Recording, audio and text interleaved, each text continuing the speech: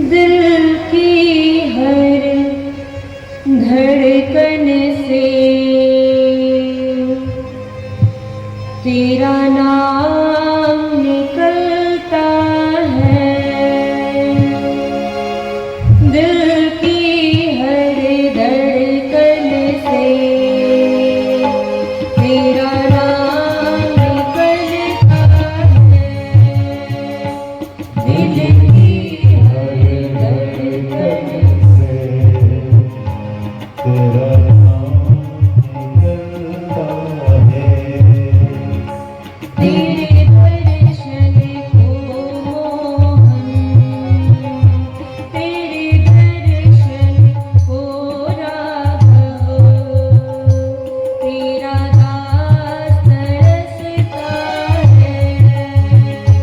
तेरे दर्शन को राघव, तेरा दास तरसता है। दिल की हर धड़कन से तेरा नाम निकलता है। दिल की हर धड़कन से तेरा नाम हरि की सेवा करते निकलता हुए है। दिल की हर धड़कन से तेरा नाम निकलता है।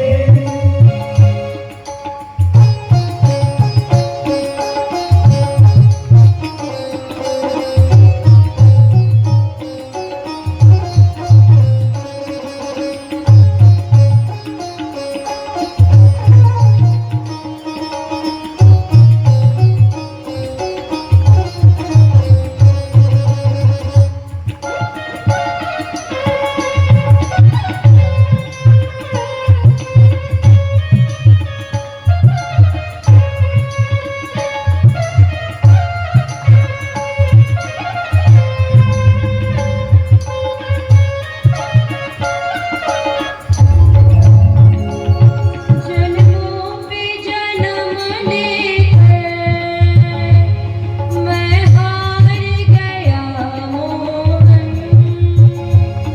जन्मों पे जन्म लेकर मैं हार गया मोहन। जन्मों पे जन्म लेकर मैं हार गया मोहन।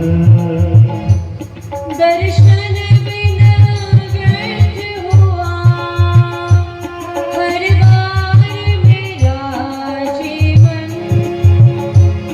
दर्शन बिना व्यर्थ हुआ हर बार मेरा जीवन।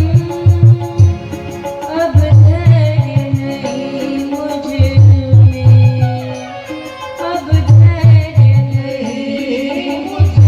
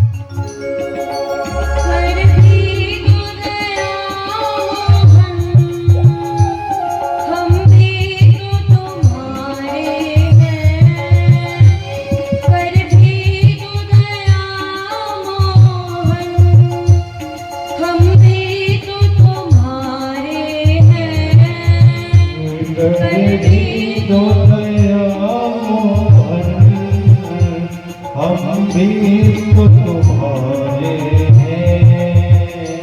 एक बार तो अपना लो, जन्मों से तुम्हारे हैं। एक बार तो अपना लो, हम भी तो तुम्हारे हैं। एक बार तो अपना लो, हम भी तो तुम्हारे हैं। एक बार तो अपना लो, हम भी तो तुम्हारे हैं।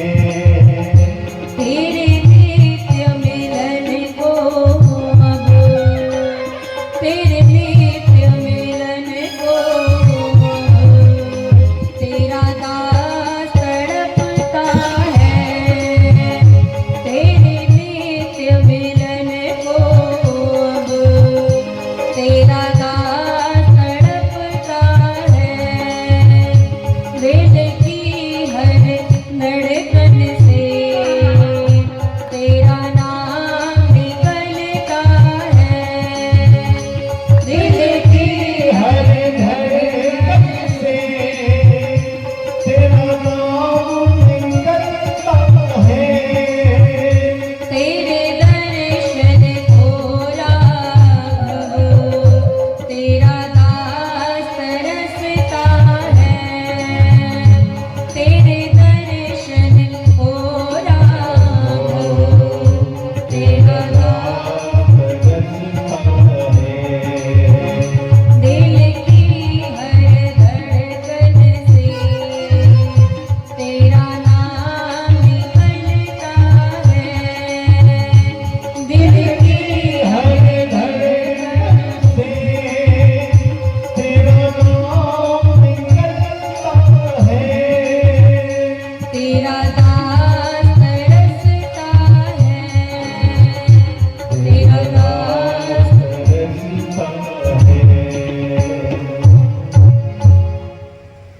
बोलिए भक्त वत्सल भगवान की, जय हो। श्री सीताराम सरकार की, जय हो। श्री हनुमान जी महाराज की, जय हो। श्री अयोध्यानाथ की, जय हो। श्री गो माता की, जय हो। श्री रामकृष्ण देव की, जय हो। भूत भावन भोलेनाथ की, जय हो। पार्वती माता की, जय हो। भक्त और भगवान की, जय हो। राम कथा महोत्सव की, जय हो। यज्ञ नारायण भगवान की, जय हो। जय जय श्री सीताराम। इस कल्प में, जिस कल्प में गोस्वामी जी महाराज इस कथा का वर्णन कर रहे हैं, इस कल्प में मनु जी महाराज ने सतयुग के समय पर नैमिषारण्य की पावन भूमि में तपस्या की थी और उस तपस्या से प्रसन्न होकर के ब्रह्मा विष्णु महेश तीनों ही आए। पूछने लगे कि महाराज आपको क्या चाहिए। बोले, मनु जी महाराज ने कुछ कहा नहीं, नेत्र नहीं खोले। इतनी कठिन तपस्या, इंद्र की तो गद्दी छोड़ ही दीजिए, ब्रह्मा विष्णु और महेश की भी गद्दी, उनकी भी कुर्सियां, उनके भी सिंहासन डगमगा उठे। ब्रह्मा जी ने कहा, राजन यदि आपको ब्रह्मा का पद चाहिए तो आप कहिए, नेत्र तो खोल के देखिए। मैं ब्रह्मा के पद से इस्तीफा देने के लिए तैयार हूं अगर आपको ब्रह्मा का पद चाहिए।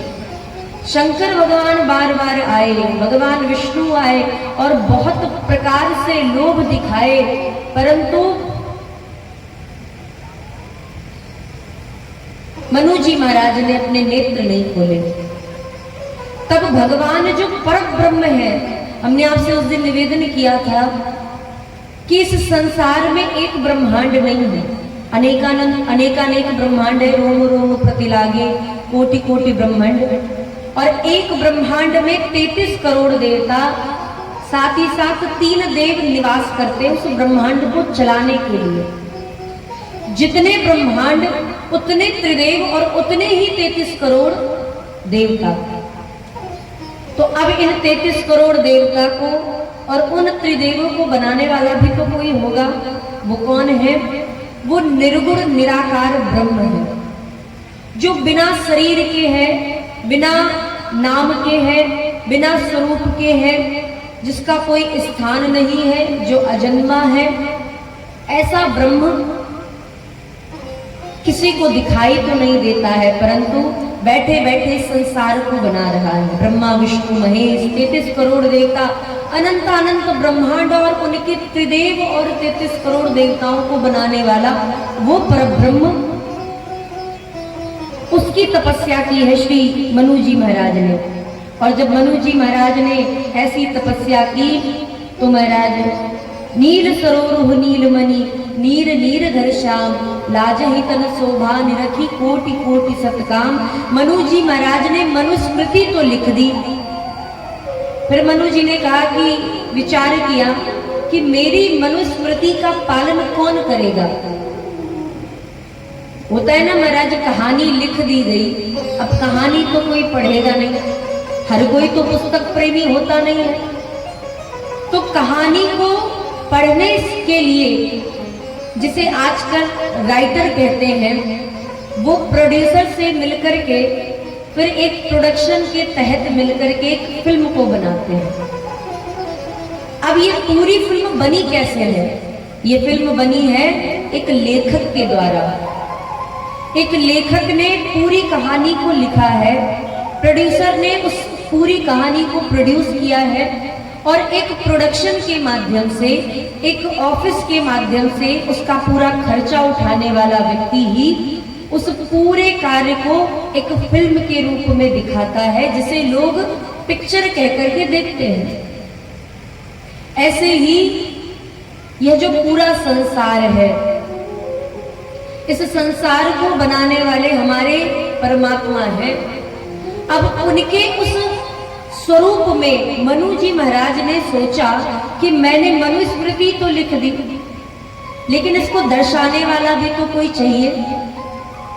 तो कभी कभी क्या होता है, कुछ जो फिल्म होती है उसमें केवल दो ही लोग होते हैं, एक लेखक होते हैं और एक जो प्रोडक्शन के लोग होते हैं वही।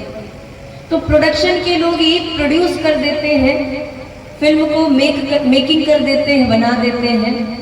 तो दो लोगों से ही पिक्चर बन जाती है, ज्यादा खर्चा भी नहीं आता है, ज्यादा लोगों को भी एकत्रित नहीं करना पड़ता, सैलरी भी देना नहीं पड़ता है। तो मनुस्मृति के लेखक तो मनु जी महाराज थे, लेकिन मनु जी ने सोचा कि मैंने मनुस्मृति लिख तो दी है, ऐसे तो अनेकानेक स्मृतियां हैं, अनेकानेक नीतियां हैं, अब इनको देखेगा पढ़ेगा कौन, समझेगा कौन, इसको अभिनय करके दिखाने वाला भी कोई चाहिए। तो मनु जी ने बस वही कार्य किया, जैसे एक लेखक एक प्रोड्यूसर से मिलकर के फिल्म बना देता है, ऐसे ही मनु जी ने भगवान से मिलकर के रामचरित को बना दिया। रामो विग्रहवान धर्मः, श्री रामचंद्र जी साक्षात धर्म के मूर्तिमान स्वरूप है। धर्म की परिभाषा समझनी हो तो राम कथा को समझ लीजिए। मनु जी ने सोचा मैंने मनुस्मृति तो लिख दी, इतने सारे धर्म तो बता दिए, सबके लिए अलग अलग धर्मों का निर्माण तो कर दिया, लेकिन अब इसको अपने जीवन में उतारेगा कौन? हम लोगों ने, आज की नई पीढ़ी ने अपना आइडल उन बॉलीवुड के थर्ड पार्टी के लोगों को बना रखा है, जिनका ना तो कोई धर्म है ना कोई कर्म है, जो समाज में अश्लीलता फैला रहे हैं, जो धर्म में, जो समाज में भद्दे भद्दे गाने लेकर के आ रहे हैं। और महाराज इस अश्लीलता में तो बुरा मत मानिएगा, कहना नहीं चाहिए, लेकिन जो सत्यता है वो हम कहना चाह रहे हैं। बिहार में तो फिर आप जानते ही हैं, गाने के मामले में, ऐसे ही बंबई को आप जानते ही हैं फिल्म के मामले में, और लोगों ने इन्हें आइडल बना रखा है। हम तो महाराज उस हीरो को बहुत मानते हैं। उस हीरो ने, उनमें से किसी भी हीरो ने देशभक्ति को दिखाया? उन्होंने कभी भी फिल्म में हनुमान चालीसा का महत्व दिखाया। उन्होंने कभी भी माताओं के मांग में 2 चुटकी सिंदूर भरे जाने वाली सिंदूर की महत्ता दिखाई। उन्होंने कभी भी शंकर भगवान के ऊपर जल चढ़ाने से क्या महिमा है, क्या फल है, दिखाया। एक व्यक्ति था जिसने बड़े सुंदर सुंदर भजन बनाए, आज भी लोग उसके भजनों को सुनते हैं। तीसरी के मालिक गुलशन कुमार जी, बड़े सुंदर सुंदर भजन, आज भी हनुमान चालीसा उन्हीं का बजाया जाता है महाराज। अब उनके साथ क्या हुआ ये तो संसार जानता है, लेकिन आप विचार कीजिए कि उस आइडल ने आपको दिया क्या। हम ज्यादा दूरी की बात नहीं कर रहे, पहलगाम अटैक पर देखिए, क्या किसी ने भी कुछ कहा कि हमारे हिंदू भाइयों के साथ बहुत गलत हुआ? लेकिन अन्यथा मत लीजिए, परंतु इन लोगों का इस समाज में सिर्फ इतना योगदान रहा है कि जो हमारे बहन बेटियां हैं, जो हमारे छोटे छोटे भाईगण हैं, जो 15-16 साल के लोग हैं, इनको बिगाड़ने में, इनके जीवन को ध्वस्त करने में इनका पूरा योगदान रहा है। एक पिक्चर आई थी पीके, सबने देखी होगी, बड़ा कंट्रोवर्सी हुआ था उस मूवी को लेकर के। उस मूवी में शंकर भगवान को असभ्य तरीके से, अभद्रता के रूप से दिखाया गया। वही वो व्यक्ति ये भी कह रहा है कि महाराज उस मूवी में हमने देखा जब बहुत ज्यादा कंट्रोवर्सी होने लगी, चारों तरफ चीजें होने लगी, तो 4-5 साल के बाद, अभी कोरोना के बाद में हमने उस मूवी को देखा, तब हमें समझ में आया कि ये मूवी इस प्रकार से क्यों, क्योंकि उस मूवी को देख करके उनको ये दिखाना कि हाँ आपकी इस मूवी को इतना देखा गया है, हम ये नहीं चाहते थे, परंतु उस मूवी में देखा गया कि हिंदू धर्म के देवी देवताओं को उनकी फोटो को गाल पर चिपका करके किस प्रकार से हिंदू देवी देवताओं का मजाक उड़ाया गया। और वही वो व्यक्ति कह रहा है कि तुमको कैसे विश्वास हो गया कि उस धर्म का व्यक्ति तुम्हें धोखा दे सकता है। मतलब हिंदू धर्म को सरासर गलत बता करके दूसरे पंथ के लोगों को बड़ा अच्छा बताया जा रहा है। तो ये आज के पीढ़ी के जो लोग हैं, जो लोग अपना आइडल उन्हें मानते हैं, वो तो धन्यवाद कि सोशल मीडिया भी भक्तिमय हो चुका है। लोग आजकल ज्यादातर प्रेमानंद जी महाराज को सुनते हैं, बड़ी दिव्य कथाएं सुनते हैं। बागेश्वर वाले महाराज जी जो हमारे वंदनीय है, पूजनीय है, संत जन है, जो समाज को एक अच्छा मार्ग दिखा रहे हैं, लोग उनको सुनना प्रारंभ कर दिए, ये बहुत अच्छी बात है। परंतु फिर भी कहीं ना कहीं लोग अपने धर्म से धीरे धीरे करके दूर जा रहे हैं। क्यों जा रहे हैं? क्योंकि हमारे धर्म का मजाक ज्यादा उड़ाया गया है, उसके प्रति लोगों को जगाया कम गया है। भगवान ने मनुस्मृति के अनुसार ही धर्माचरण किया है महाराज। मनुस्मृति में मनु जी महाराज ने जिन जिन नियमों का उल्लेख किया है, जिन जिन धर्मों का उल्लेख किया है, रामचंद्र जी ने उसे अपने जीवन में उतार करके, चरितार्थ करके यह बताया है कि मनुष्य को किस प्रकार अपने जीवन में धर्म का आचरण करना चाहिए। अब गीता जी में एक श्लोक आता है, सर्वधर्मान परित्यज्य मामेकं शरणं व्रज। सारे धर्मों का त्याग करके मेरी शरण में आ जाओ पार्थ, मैं तुम्हें वचन देता हूं कि मैं तुम्हारी जीवन की रक्षा करूंगा, तुम्हारी हर प्रकार से सुरक्षा करूंगा, तुम्हारे जीवन की सारी जिम्मेदारी मेरी, तुम्हें चिंता करने की जरूरत ही नहीं। अब एक तरफ कहा जा रहा है कि रामो विग्रहवान धर्म, और दूसरी तरफ भगवान कृष्ण कह रहे हैं सर्वधर्मान परित्यज्य, सारे धर्मों का त्याग करके आ जाओ। अर्थात राम जी धर्म करने का उपदेश कर रहे हैं और भगवान कृष्ण कह रहे हैं कि सारे धर्मों का त्याग करके चले आओ। तो आखिर किसकी बात को समझे और किसकी बात को माने?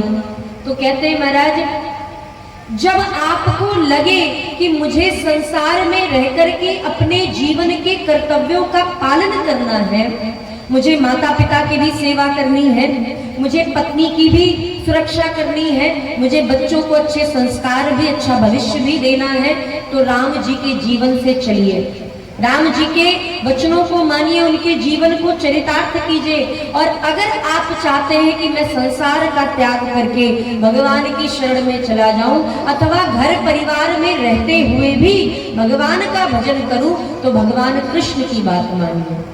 आपने किसी संत को कभी नौकरी करते देखा, किसी ऑफिस में जाते देखा, किसी समाज में बैठ करके, सामाजिक संगठन में जुड़ करके किसी कार्यकर्ता के रूप में देखा? क्यों ये सब संत ऐसा क्यों नहीं करते? क्योंकि संतों को सहारा है। संत शरणागत हो गए महाराज, संतों ने शरणागति ले ली कि प्रभु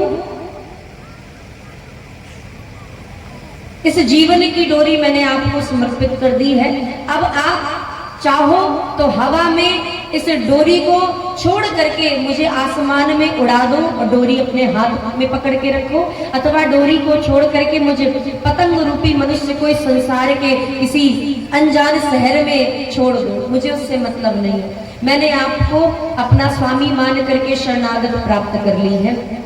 ये जो भाव है महाराज, ये भाव संतों का है। और इसीलिए आपने कभी भी संतों को नौकरी चाकरी करते हुए नहीं देखा होगा। वे बस बैठ करके मंदिर में 4 घंटे 5 घंटे 10 घंटे राम नाम की माला लेकर के बैठ जाते हैं और भगवान उनके भोजन की व्यवस्था स्वयं करते हैं। सुंदर सुंदर भंडारा मिलते हैं महाराज, बढ़िया बढ़िया रसमलाई रसगुल्ले मिल जाते हैं, ऊपर से दक्षिणा भी मिल जाती है। जो लोग कहते हैं ना कि राम नाम करने से क्या होगा, भगवान का राम नाम तुम्हें खाने को थोड़ी ना दे देगा, उनको किसी दिन आप अयोध्या जी लेकर के आइएगा। मंदिरों में जब संतों का भंडारा होता है तब बैठा करके उसको दिखाइएगा कि देखो राम नाम जप करने वाले कैसे भगवान की कृपा से बैठ करके भोजन प्रसाद पा रहे हैं। ये भगवान के का नाम का प्रभाव है। और ऐसे जीवन को अगर आप धर्म कर्तव्य का पालन करना चाहते हैं तो रामचरित को अपनाइए, और अगर संत होना चाहते हैं तो भगवान कृष्ण के उस वचन को मान करके ठाकुर जी के चरणों में अपने जीवन को समर्पित कर दीजिए। तो ऐसे श्री मनुस्मृति के माध्यम से हम और आपने कल नामकरण संस्कार के नियम को जाना समझा। अब कुछ चर्चा ये भी हुई, लोगों के मन में प्रश्न होता है, क्योंकि आप सभी बड़े ध्यान से कथा सुन रहे हैं तो कथा सुनने में फिर संदेह भी प्रकट होता है, जैसे माता सती जी को हुआ था। अब जरूरी नहीं कि केवल स्त्रियों को हो, पुरुषों को भी कभी कभी संदेह हो जाता है।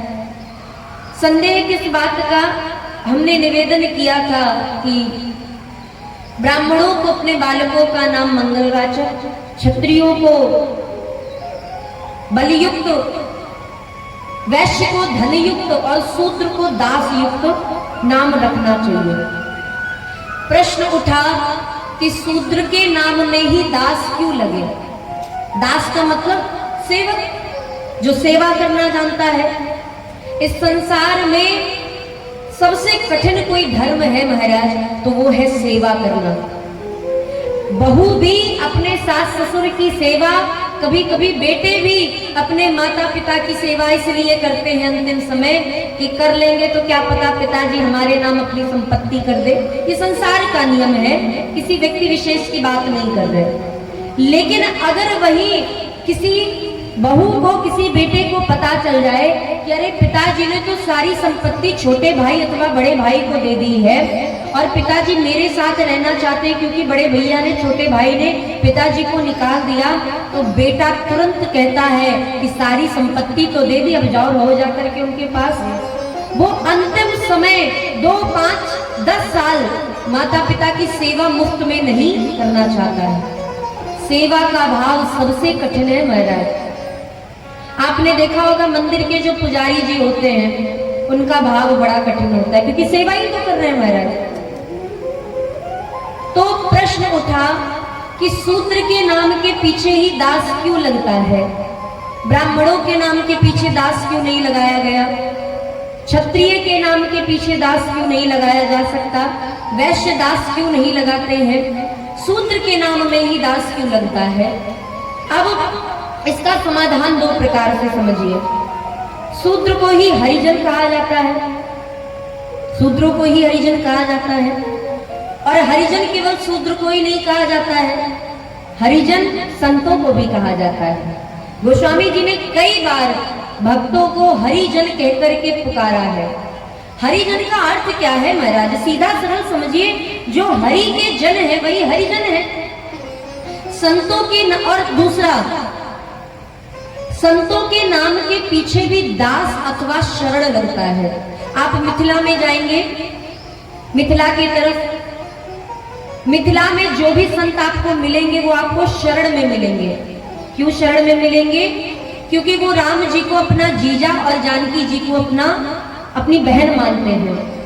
तो राम जी को जीजा मानने के कारण उनका जो संप्रदाय है, जो भाव है, वो थोड़ा अलग हो जाता है। अब केवल ब्राह्मण, क्षत्रिय, वैश्य, शूद्र में ही भेद नहीं है, इसमें ही वर्ण व्यवस्था नहीं है। हमारे यहाँ मंत्र लेने के बाद भी संप्रदाय की अलग अलग व्यवस्था है। कोई रामानंदाचार्य संप्रदाय से है, कोई माधवाचार्य संप्रदाय से है, कोई रामानुजाचार्य संप्रदाय से है, कोई सन्यासी है, कोई त्यागी है। ऐसे अलग अलग संप्रदाय का इसमें भी विभाग है। आपने देखा होगा कि कुछ संत तिलक के बीच में लाल श्री लगाते हैं। यहाँ पे भी आप आए हैं, तिलक माथे पर लगा है, तो बीच में आपके लाल श्री है, परंतु हमारे श्री नहीं है, हमने बिंदी लगा के रखी है। क्यों? क्योंकि हम बिंदु गाद्याचार्य जी की संप्रदाय से हैं। बिंदु गाद्याचार्य जी की संप्रदाय में बिंदी लगाई जाती है, परंतु इसमें भी संप्रदाय जो हमारी है वो रामानंदाचार्य जी की ही संप्रदाय है, और रामानंदाचार्य जी की संप्रदाय में भी लाल में तिलक, श्री तिलक लगाया जाता है। अब ऐसा भेद क्यों है? कभी कभी आपने देखा होगा, ये तो छोटी छावनी का तिलक है। अयोध्या जी में एक बड़ी छावनी नाम का भी मंदिर है, कभी जाइएगा तो दर्शन कीजिएगा। छोटी छावनी, बड़ी छावनी, हमारे यहाँ बिंदी लगती है, और बड़ी छावनी में जैसे ये दो सुंदर सुंदर ठाकुर जी का विग्रह है दोनों, उसी के बीच में बिंदी की जगह एक और सुंदर सी ठाकुर जी के स्वरूप को खींच दिया जाता है। 3 लाइनें, सरल भाषा में कहे तो 3 लाइनें हो जाती है। कहीं कहीं केवल श्री लगाते हैं, और कहीं कहीं आपने देखा होगा कि तिलक लगाने के बाद बीच से पूरी नाक तक तिलक लगाते हैं। उसे गौड़ीय संप्रदाय कहते हैं। संप्रदाय भी अलग अलग है, केवल ब्राह्मण, क्षत्रिय, वैश्य में ही वर्ण भेद नहीं है, इसमें भी थोड़ा सा अंतर है। लेकिन अब रामानुजाचार्य, रामानंदाचार्य जी से बात न करे, गौड़ीय संप्रदाय वाले माधवाचार्य जी की संप्रदाय से बात न करे, ऐसे थोड़ी ना होता है महाराज। सब भगवान के ही हरिजन हैं, हम भी हरिजन हैं। जो वैष्णव हो जाता है, जो भगवान का मंत्र ले लेता है, जो भगवान की शरण में जाता है, वो हर एक व्यक्ति हरिजन कहलाता है। संतों के नाम के आगे दास लगाया जाता है। आप कभी अगर ध्यान दें, अनेक नाम है। अब जैसे कुछ संतों के नाम, जैसे पूज्य हमारे श्री प्रेमानंदास जी महाराज हैं, तो प्रेमानंदास जी महाराज के पीछे भी तो दास लग रहा है ना महाराज। कुछ आ जाते हैं जो आचार्य नाम लगाते हैं, जैसे अनेक संतों के नाम हम नाम नहीं लेना चाहते हैं, अंत में नाम के पीछे चार्य लगा देते हैं। कुछ संत ऐसे हैं जो शरण लगाते हैं, और कुछ संत ऐसे हैं जो दास लगाते हैं। जो दास लगाते हैं वो अपने आप को भगवान का सेवक मानते हैं, और सेवा का भाव बड़ा कठिन होता है। ये 2 ही लोग कर सकते हैं, या तो भगवान के भक्त कर सकते हैं, या तो शूद्र कर सकते हैं। और जो सेवा करेगा उसके नाम के पीछे दास लगेगा। जो भी सेवा करेगा, हमारे पूज्य श्री महाराज जी हैं, ऐसे अनेक अयोध्या जी में भी संत हैं, ये सब दास हैं। दास क्यों है? क्योंकि इन्होंने भगवान को अपना स्वामी मान रखा है। और जो शरण है, शरण भी अपने आप को भगवान का सेवक मानते हैं, लेकिन उनके उस संप्रदाय में यह भी एक प्रकार से खुली छूट है कि अगर आप चाहो तो भगवान को अपना सखा मान लो, भगवान को अपना जीजा मान लो, अपना मित्र मान लो, कुछ भी मान सकते हैं, लेकिन दास संप्रदाय वाले सिर्फ दास ही मानेंगे अपने आप को, भगवान को स्वामी ही मानेंगे। ये जो तिलक है, ये तिलक कोई साधारण तिलक नहीं है। ये तिलक क्या है? आप देख रहे हैं ना महाराज, दो लकीरें हैं, एक तरफ बीच में जो बिंदी है वो राम जी है, हमारे माथे पर ठाकुर जी का पूरा स्वरूप विराजमान है, बीच में जो बिंदी है वो राम जी है, बगल में जो बाईं ओर है महाराज वो जानकी जी हैं, और दाहिनी ओर श्री लक्ष्मण जी महाराज हैं, और बीच ये जो नीचे में है ये सिंहासन पे विराजमान तीनों देव है हमारे, ये सिंहासन है। और जब हनुमान जी को बैठाया जाता है तो हनुमान जी को राम जी के चरणों में बैठाया जाता है। इसीलिए जब श्री रामचंद्र जी के चरणों में हनुमान जी बैठते हैं तो जो महावीरी होती है हनुमान जी के शरीर से निकलती है ना महाराज, सिंदूरी रंग की महावीरी उसे कहते हैं।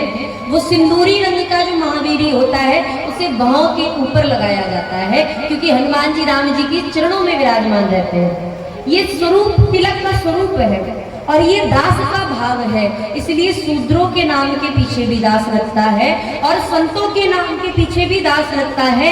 एक प्रमाण हम और देंगे, जब हमारे रामचंद्र जी 14 वर्ष के वनवास में गए, 14 वर्ष के लिए जंगल में चले गए, तो भगवान ने कितने ब्राह्मणों से सहायता ली?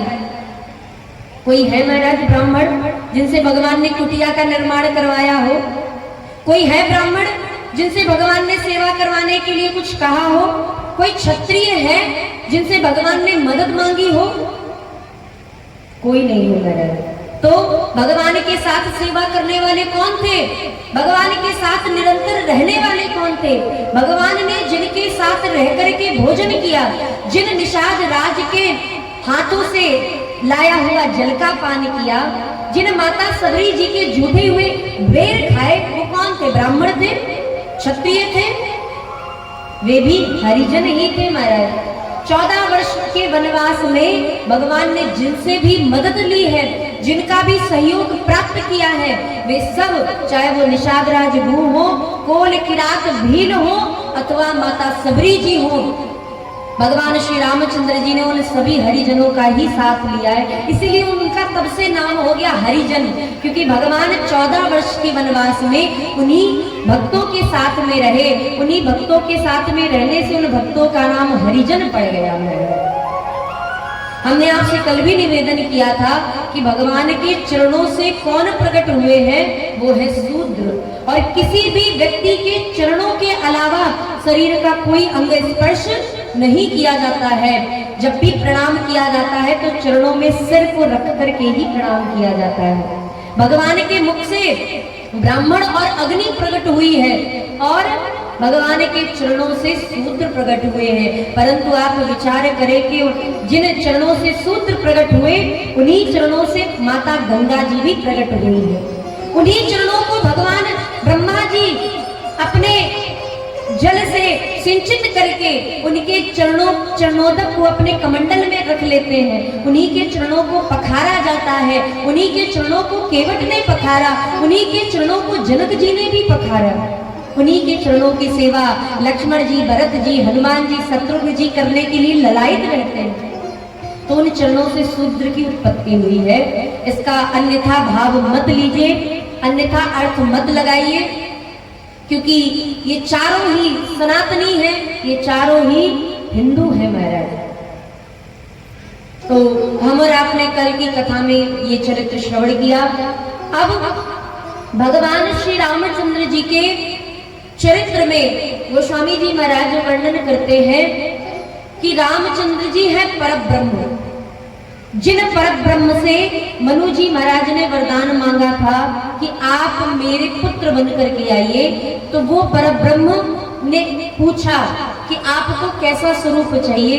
तब मनु जी ने कहा कि जैसा स्वरूप मैंने मनुस्मृति में लिखा है, ज्यादा कुछ नहीं, सीधे सरल स्वभाव वाले, भोले भाले, 2 भुजाओं वाले, मंद मंद मुस्कुराने वाले, धर्माचरण का पालन करने वाले, नीतियों का पालन करने वाले, ऐसे हमें सीधे साधे रामचंद्र जी चाहिए। ये मनु जी ने स्वरूप बतलाया। और स्वरूप बतलाया तो राम जी उसी रूप में प्रकट हो गए। अब लक्ष्मण जी महाराज हमारे सबसे पहले भरत जी का नामकरण गोस्वामी जी ने किया राम जी के बाद। तो भरत जी कौन है? भरत जी महाराज हैं भगवान विष्णु के अवतारी। इसीलिए गोस्वामी जी कहते हैं विश्व भरण पोषण कर जोई ताकर नाम भरत अस होई। जो विश्व का भरण पोषण करने वाले कौन है? विश्व का भरण पोषण तो भगवान विष्णु ही करते हैं। तो भगवान विष्णु ही भरत जी के रूप में आए। दूसरा अर्थ कि देखो महाराज इस संसार में चारों तरफ अगर ईर्ष्या द्वेष और क्रोध आ जाएगा, प्रेम समाप्त हो जाएगा तो क्या होगा? युद्ध की स्थिति हो जाएगी। लोग एक दूसरे को देखना पसंद नहीं करेंगे, रिश्ते नहीं बनेंगे, विवाह नहीं होगा, संसार आगे नहीं बढ़ेगा। प्रेम की वजह से ही ये संसार चल रहा है। रिश्ते भी प्रेम की वजह से बनते हैं। अरे कभी कभी तो ऐसे भी रिश्ते बन जाते हैं कि ट्रेन में व्यक्ति बैठा हो, 20 घंटे का सफर हो तो एक दूसरे का मोबाइल नंबर ले लेते हैं।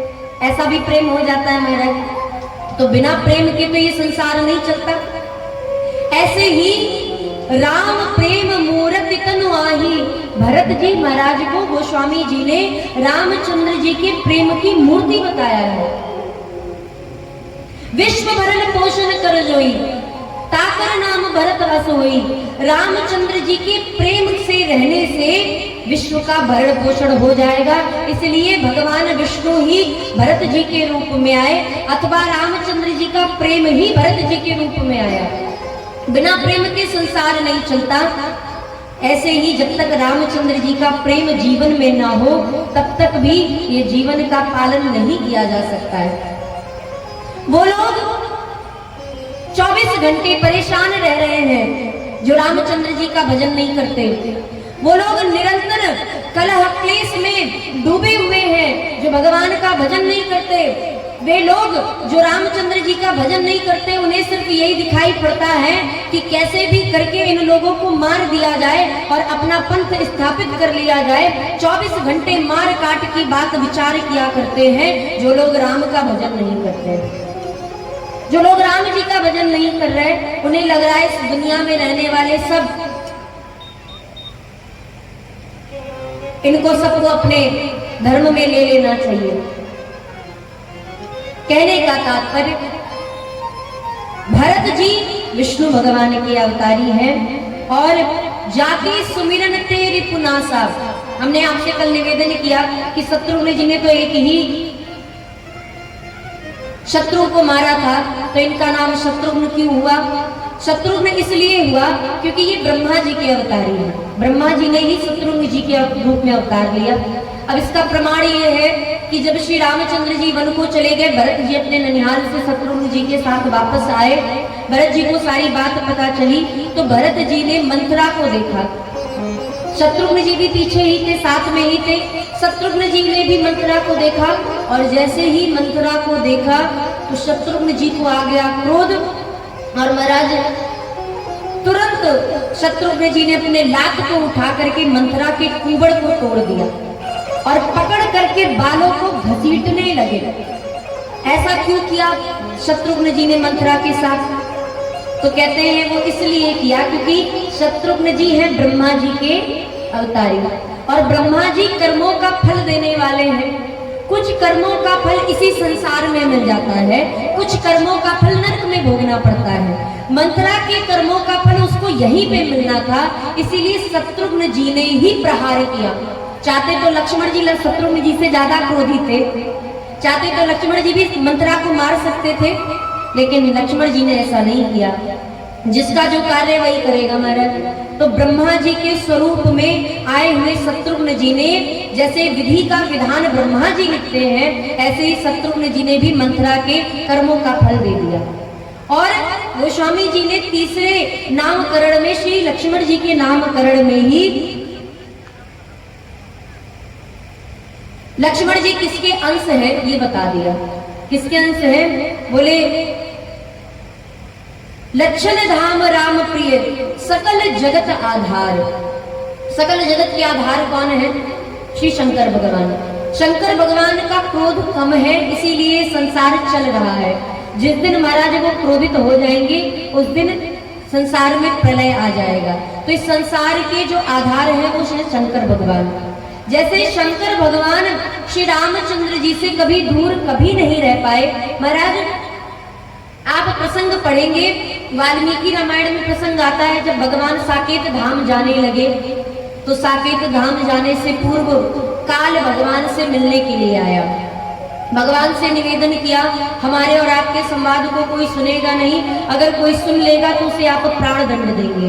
भगवान ने वचन दे दिया और उसी बीच लक्ष्मण जी महाराज आ गए। लक्ष्मण जी महाराज को राम जी के वचनों को पूर्ण करने के लिए प्राणों का त्याग करना पड़ा, जल समाधि लगा ली।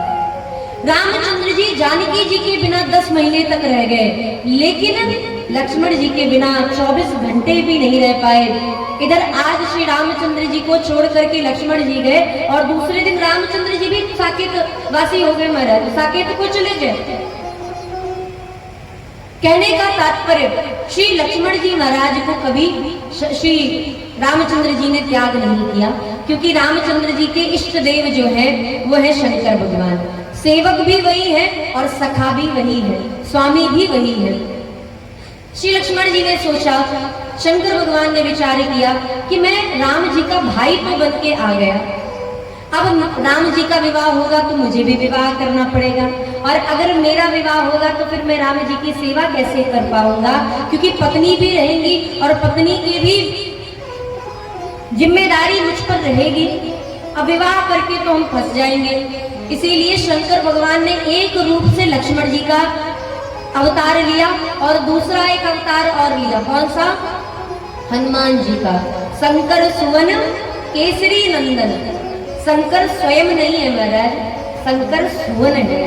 हमने देखा कि लोग आजकल इसी चीज में फंसे हुए हैं कि शंकर सुवन है कि शंकर स्वयं है। जगन्नाथपुरी के पीठाधीश्वर आदि गुरु शंकराचार्य जी महाराज ने इस चौपाई का अर्धाली का अर्थ बताया है। शंकर सुवन ऐसे हो गए क्योंकि शंकर भगवान की आज्ञा से, वायुदेव की कृपा से शंकर भगवान ने अंजना माता के गर्भ से जन्म लिया, इसलिए शंकर सुवन और केसरी नंदन। केसरी नंदन तो वे बाद में कहलाए महाराज, लेकिन है तो वो शंकर भगवान के ही अंश, इसीलिए शंकर सुवन। ये जो चौपाई गोस्वामी जी ने लिखी है ये बिल्कुल सही है। तो शंकर सुवन केसरी नंदन। शंकर भगवान ने सोचा कि लक्ष्मण जी के रूप में रहेंगे तो विवाह करके सेवा कर नहीं पाएंगे, इसलिए श्री शंकर भगवान ने एक रूप और बनाया, हनुमान जी के रूप से प्रकट होकर के अब की बार संकल्प लिया कि मैं विवाह करूंगा ही नहीं, और विवाह करूंगा नहीं तो निरंतर भगवान की सेवा करता रहूंगा। इसलिए श्री शंकर भगवान ने हनुमान जी के रूप से आकर के भी रामचंद्र जी की सेवा की। तो ये 3 अंश त्रिदेव है। गोस्वामी जी महाराज इनका वर्णन करते हैं। धरे नाम गुर हृदय विचारी, वेद तत्व नृप तब सुतचारी। अब आगे की चरित्र में गोस्वामी जी महाराज कहते हैं, एक बार की बात है, माता श्री कौशल्या जी ने रामचंद्र जी को स्नान कराया, पालने में पड़ाया। रामचंद्र जी सो गए।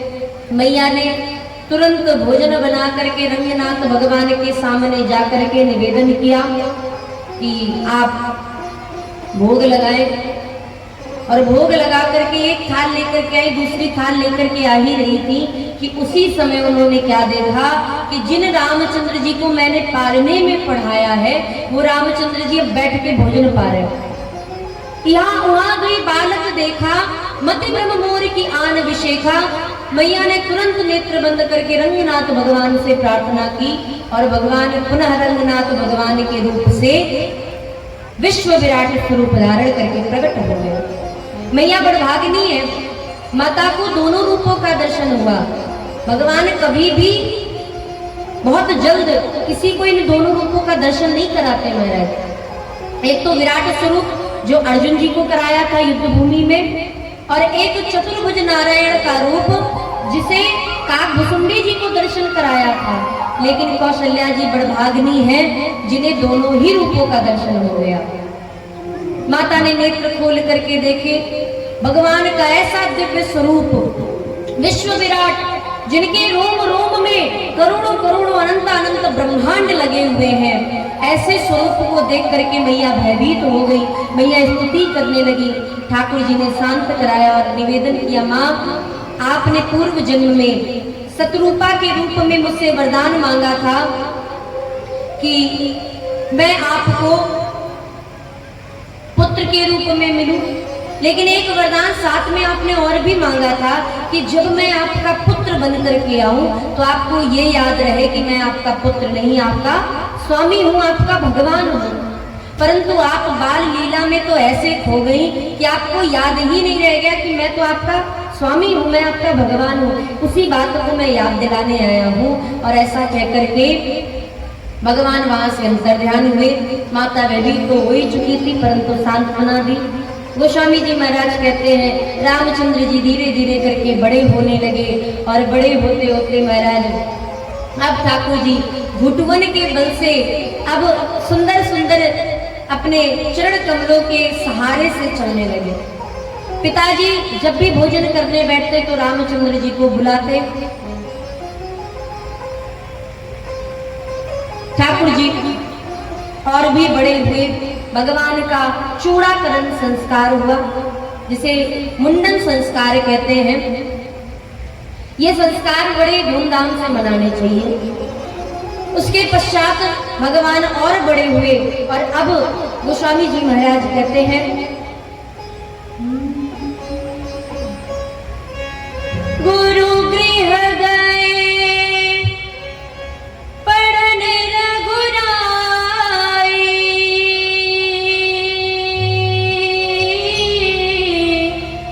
अल्प काल विद्या सब आई, राम सिया राम जय जय राम, राम सिया राम जय जय राम, राम सिया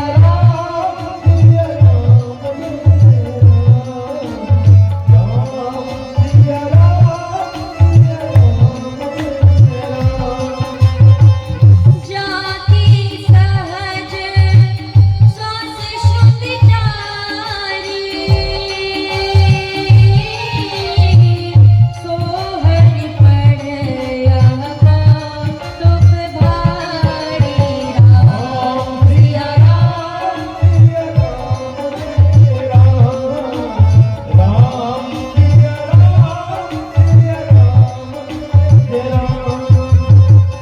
विद्या विनय निपुण गुणशीला,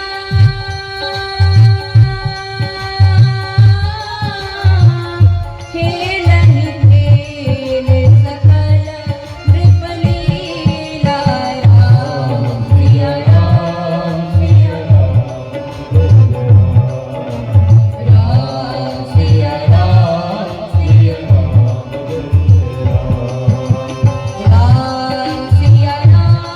सिया राम जय जय राम, राम सिया राम जय जय राम। गुरु गृह गए पढ़न रघुराई, अल्प काल विद्या सब आई। जिन बालकों का पढ़ने में मन न लगता हो वे इस चौपाई का नित्य प्रति 108 बार जप करें, पढ़ें।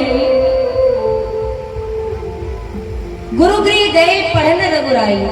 अब ये मत सोच लेना महाराज की 10वीं और 12वीं की परीक्षा भी ये चौपाई पास करवा देगा।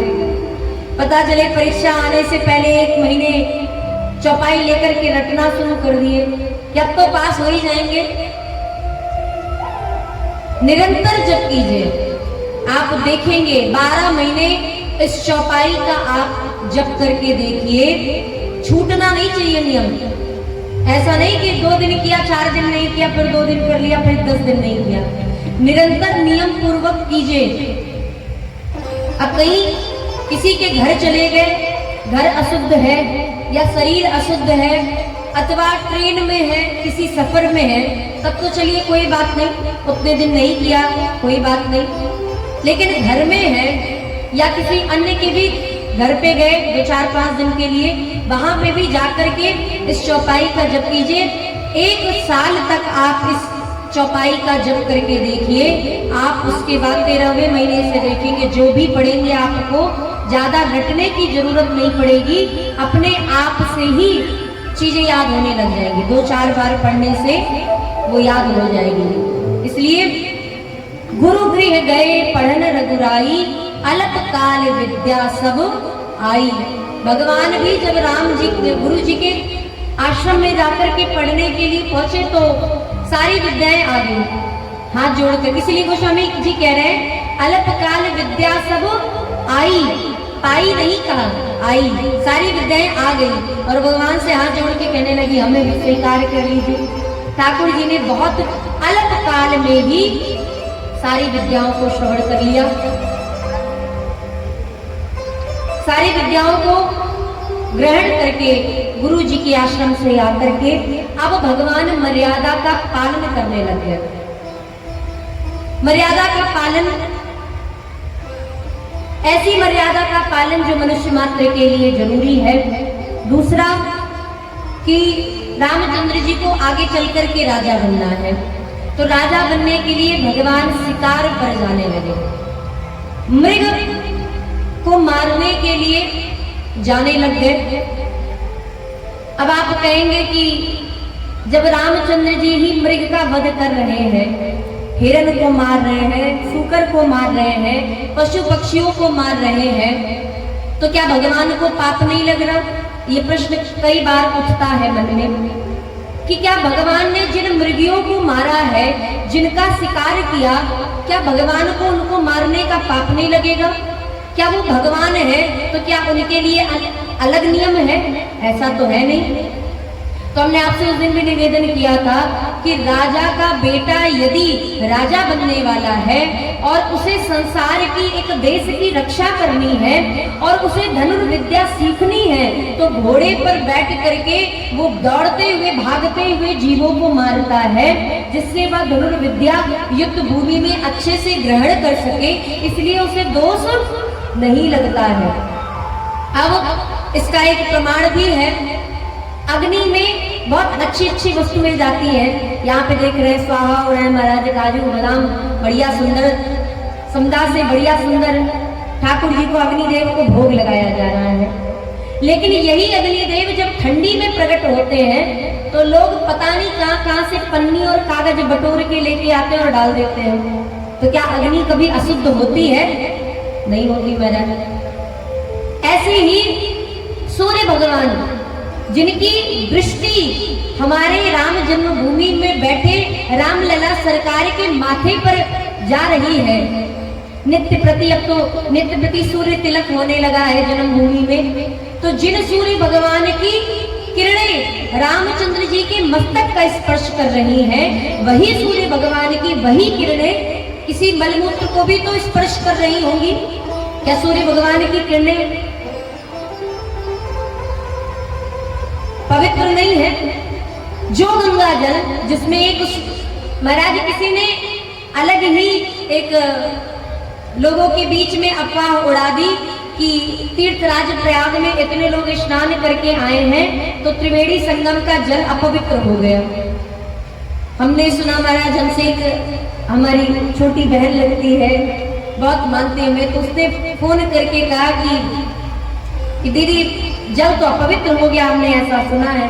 हमने कहा बताओ, ये बताओ कि कहाँ से अपवित्र दिख रहा है? बोले इतने सारे लोगों ने स्नान किया। तो हमने कहा वो नदी कोई तालाब तो है नहीं जो गंदी हो जाएगी, वो तो बहता हुआ जल है। और बहते हुए जल में उसके बाद विज्ञान भी ये मानता है कि गंगा जी के जल को यदि कई वर्षों तक एक बोतल में जमा कर दिया जाए तो उसमें कभी कीड़े नहीं पड़ेंगे। इसीलिए गंगा जी के जल को लोग अपने घर पे ला करके रखते हैं। 10-10 साल पुराना गंगा जल निकलता है महाराज, कभी कभी ऊपर कहीं रखा हुआ था, निकल आया, उसमें कभी कीड़े नहीं पड़ते। ऐसे गंगा जी, इसमें चाहे सूकर नहाए, चाहे कुत्ता नहाए, चाहे अपवित्र मनुष्य नहाए, चाहे पापी मनुष्य नहाए और चाहे पवित्र आत्मा नहाए, चाहे संत जन नहाए, फिर भी वो गंगा जल पवित्र रहता है। ऐसे ही भगवान हमारे पवित्र रहते हैं, लेकिन मनुष्य रूप में लीला कर रहे हैं, इसलिए इनको भी पाप लगेगा। परंतु गोस्वामी जी महाराज कहते हैं, जे मृग राम बाण के मारे, ते तनु तजी सुरलोक सिधारे। जिनको भगवान ने अपने बाणों से मारा है, वे समस्त मृग, वे सभी जीव जंतु स्वर्गलोक को चले गए। महाराज एक निवेदन, अब प्रसंग आया है तो आप सभी से एक निवेदन है, ध्यान पूर्वक सुनिएगा। निवेदन ये है कि कुछ लोग, अभी कथा चल रही है तो हमने बहुत जगह देखा सुना है कि जब तक कथा चलती है तब तक तो लोग प्याज लहसुन भी नहीं खाते हैं, लेकिन कथा विश्राम हो जाने के बाद जबान पे कंट्रोल नहीं रहता है महाराज। फिर तो लगेंगे महाराज के तो जिह्वा खून की ही प्यासी है, स्वयं काली बन जाएंगे और काली बन करके फिर महाराज लगेंगे। 9 दिनों तक आप विचार कीजिए, उस अमूल्य खजाने को आपने बटोरा, आपने 9 दिनों तक परिक्रमा की, आपने 9 दिनों तक कथा सुनी, आपने 9 दिनों तक संतों के दर्शन किए, और 9 दिनों के बाद आप जैसे ही कथा विश्राम हो और किसी जीव की हत्या कर देंगे, तो क्या आपको लगता है कि आपको पुण्य मिलेगा? हम किसी व्यक्ति विशेष की बात नहीं कर रहे, ये माइक बहुत दूर दूर तक लगे हैं, लेकिन जो लोग ऐसे अभक्ष्य पदार्थ को खा रहे हैं, ऐसे जीव जंतुओं को मार करके खा रहे हैं, आपको क्या लगता है कि वे लोग 9 दिन यहाँ पर परिक्रमा कर लेंगे तो उनके पाप नष्ट हो जाएंगे? एक बात याद रखिएगा, जो लोग ये सोच करके तीर्थराज गए थे ना कि मेरे कुछ पाप कम हो जाएंगे, हमने आपसे उस दिन भी निवेदन किया था, आज भी निवेदन कर रहे हैं, तीर्थराज प्रयाग हो या अयोध्या धाम हो या भगवान का साकेत धाम हो, कितनी भी पवित्र जगह क्यों ना हो, कितनी भी पवित्र नदी क्यों ना हो, साक्षात भगवान का शंख क्यों ना हो, साक्षात भगवान ही क्यों ना हो, जानबूझ के किए गए पापों को कभी भी कोई समाप्त नहीं कर सकता, उनके फलों को भोगना पड़ता है। और ये कोई उपहास की बात नहीं है महाराज। गरुड़ पुराण में लिखा है कि जो व्यक्ति अगर किसी व्यक्ति को काट करके, उसको कष्ट पहुंचा करके, मार करके उसे खाता है, तो जब वो 84 लाख योनियों में जाता है, आपने देखा है जंगल में जीव एक दूसरे को मारते हैं, सिंह किसी हिरण को मार रहा है, बाघ किसी अन्य जीव को मार रहा है, तो ये क्यों मारते हैं? क्या उन्हें पाप नहीं लगता? इसकी प्रक्रिया क्या है, इसका क्या प्रकरण है?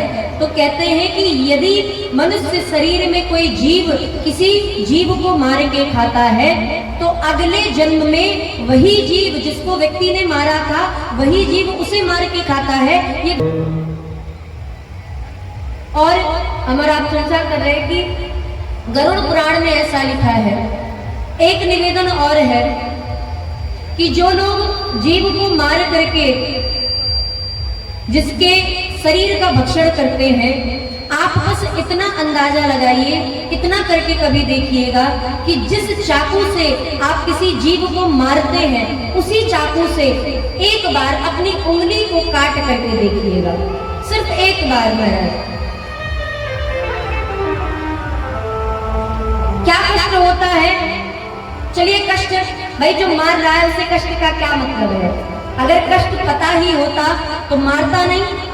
अगर इतनी हृदय में दया होती तो किसी जीव को मार करके खाता नहीं। चलो कोई बात नहीं, उसे कष्ट नहीं पता, उसे लोगों का दुख नहीं पता, ऐसा हृदय कठोर वज्र के समान है महाराज, जो जीव के दूसरे जीव की कष्ट को नहीं देख पा रहा है।